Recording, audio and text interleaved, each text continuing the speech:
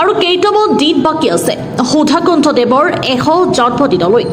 প্ৰতি বছৰে সুধাকণ্ঠদেৱৰ জন্মদিন চমু চাপি আহিলে তেখেতৰ এজন অনুৰাগীৰ মনটো উগুল ঠুগুল কৰাৰ লগতে গাটো 7খন-8খন হৈ থাকে। সুধাকণ্ঠ ডক্টৰ ভূপেন হাজৰিকাদেৱৰ এই অনুৰাগীজন হ'ল দেৰগাঁৱৰ প্ৰশান্ত প্ৰদীপ হাজৰিকা। সকলোৱে মৰমত দাদু দা বুলি মাতে। এইজন প্ৰশান্ত প্ৰদীপ হাজৰিকাই 2007 চনৰ পৰা সুধাকণ্ঠৰ জন্মদিন উদযাপন কৰি আহিছে একক প্ৰচেষ্টাত। বিগত বৰ্ষৰ দৰে এই বছৰো অহা 8 ছেপ্টেম্বৰৰ দিনা সুধাকণ্ঠৰ উপচাত দিন উদযাপন কৰিবলৈ পণ কৰিছে প্ৰশান্ত প্ৰদীপ হাজৰিকাই। সুধাকণ্ঠৰ জন্মবাৰ্ষিকৰ প্ৰাক মুহূৰ্তত সুধাকণ্ঠৰ একান্ত অনুৰাগী প্ৰশান্ত প্ৰদীপ হাজৰিকা দেৱৰ মনৰ কথা সাংবাদিকক কয় এনেদৰে। 2007 চনৰ পৰা ভূপেন হাজৰিকাদেৱৰ জন্মদিনটো উদযাপন কৰি আহিছোঁ। প্ৰথমতে মোৰ ঘৰতে হৈছিলে 3 বছৰমান, তাৰপিছত মই ইয়াৰ প্ৰসাৰটো বেছি হৈ গ'ল।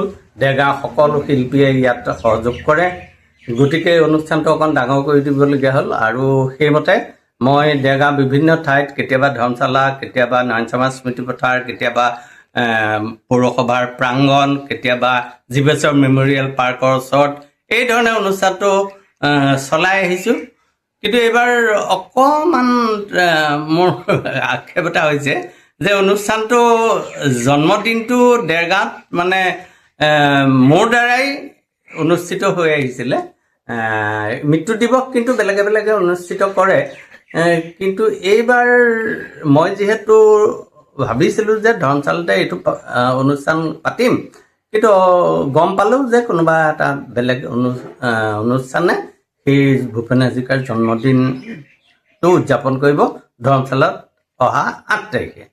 গতিকে মই ভাবি থকা কথাটো এনেকুৱা হ'ল যে মই যিহেতু জন্মদিনটো উদযাপন কৰি আহিছোঁ আৰু তাৰ আগত অহা 6 তাৰিখে এই গান্ধৰ্ব সংগীত মহাবিদ্যালয়ে এখন ভূপেন হাজৰিকাৰ জন্মদিনৰ ওপৰত এটা প্ৰতিযোগিতা অনুষ্ঠিত কৰিছে, আৰু তেওঁলোকে সেই মিটিংখনত প্ৰথমতে উলিয়াই লৈছে যে 8 তাৰিখে আমি নেপাতোঁ, যিহেতু এইটো জন্মদিনটো দাদুদাই অনুষ্ঠিত কৰে, গতিকে আমি সেই দিনটো নেপাতি আগত পাতোঁ।